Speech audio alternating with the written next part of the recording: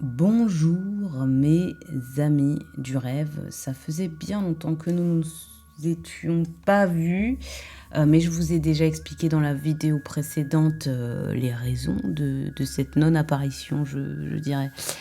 Alors, aujourd'hui, on va évoquer le rêve de la bagarre. Donc, le rêve de la bagarre, tout d'abord, j'aimerais vraiment évoquer le fait que ce rêve est un rêve qui va concerner plus particulièrement nos adversités intérieures, nos conflits intérieurs. Donc pas la peine de projeter tout ce qui se passe à l'intérieur de nous sur les autres, ou de dire que c'est une entité qui nous a possédés, etc., etc. Bon, voilà. Ça, j'ai pas envie de m'en saisir. En revanche, voilà les clés que je peux vous donner, en tout cas, moi, comment je lis les choses. Donc même si nous avons un conflit avec quelqu'un à l'extérieur, ce qui peut être probable, il y a toujours une partie représentative de ce conflit, de cette bagarre qui nous appartient déjà proprement. Nous ne pouvons pas nous saisir des enjeux de conflit des autres, parce que nous ne sommes pas les autres. C'est important à comprendre ça, parce que c'est pas forcément toujours clair et facile à entendre pour tout le monde. En revanche, nous pouvons regarder cette part en nous et la faire dialoguer en nous-mêmes.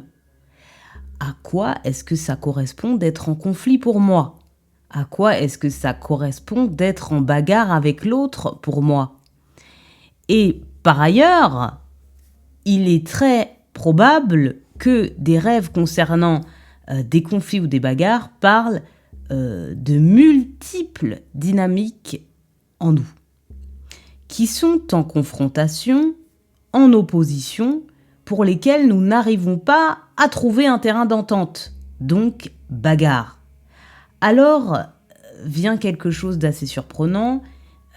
Il se peut dans ces moments-là y avoir une des dynamiques, si on veut imaginer les choses, qui voudraient prendre le dessus sur l'autre, parce qu'elles gênent quelque chose dans la bonne harmonie de notre structure psychique ou dans notre manière, en tout cas comportementale, d'aborder la vie.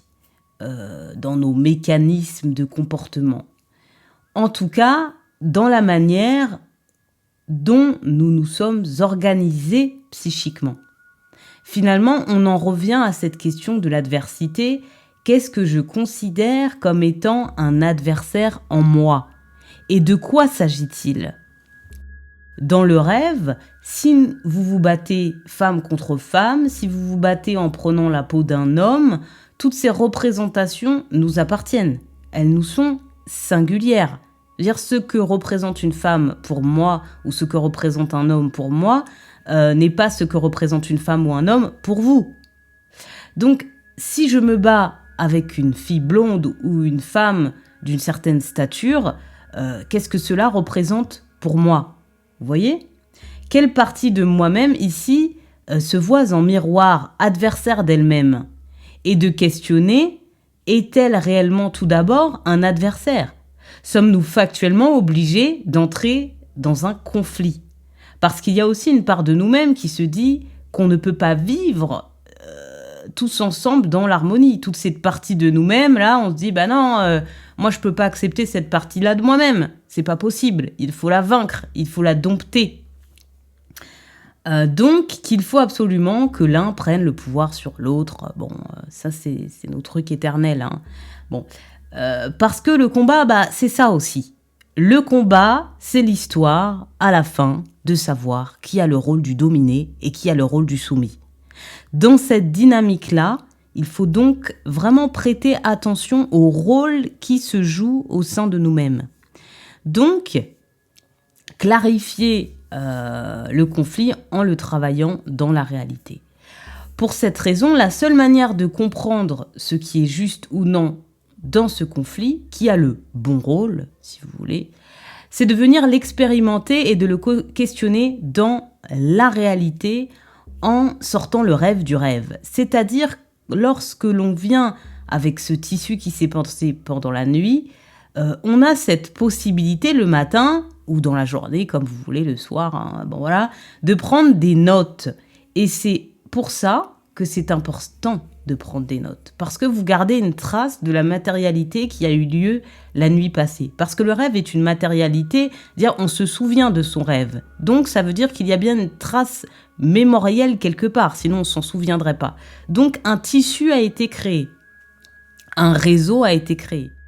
2 dimensions. La première, aller chercher à prouver quelque chose, récupérer un rôle, le rôle du vainqueur la plupart du temps. Donc gagner en affrontant quelque chose et gagner contre quelque chose. Et ce quelque chose a toujours un rapport avec cette sensation en nous d'impuissance. Nous voulons vaincre notre impuissance face aux obstacles. La seconde, la pulsion qui se met à l'œuvre, une forme de décharge parce que nous retrouvons impuissants face à cette situation. Nous n'avons plus les mots. La tension émotive étant trop forte, on en vient aux mains parce que ce qui se passe à l'extérieur de nous est renvoyé comme un obstacle dont il faut prendre contact avec la peau. Pour ça, je prends ce mot, contact, pour pouvoir le déplacer, l'effacer, le nuire, le détruire, le faire mourir, pour pouvoir justement ouvrir la voie. Donc enfin, aller enquêter, donc dans le rêve, il s'agit de comprendre quelles entités de nous-mêmes, évidemment, qui nous appartiennent toujours psychiquement, lesquelles nous avons érigées et qui se sont retrouvées l'une en face de l'autre. Quelles croyances ne s'accordent pas, parce que bon, ça peut être des croyances en nous qui ne s'accordent pas. Et c'est à nous de venir éclaircir ces zones de nous-mêmes qui ne sont pas claires, ces endroits qui ne sont pas exprimés.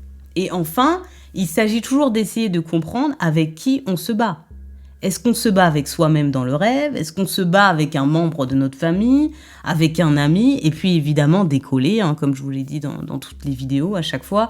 Cet ami n'est pas forcément notre ami de la réalité, mais ce que nous en avons récupéré dans notre imaginaire. Comment l'avons-nous internalisé? Quel tissu avons-nous créé à partir de ce qui est vivant extérieur à nous? Quel personnage en avons-nous construit à l'intérieur de nous-mêmes? Voilà.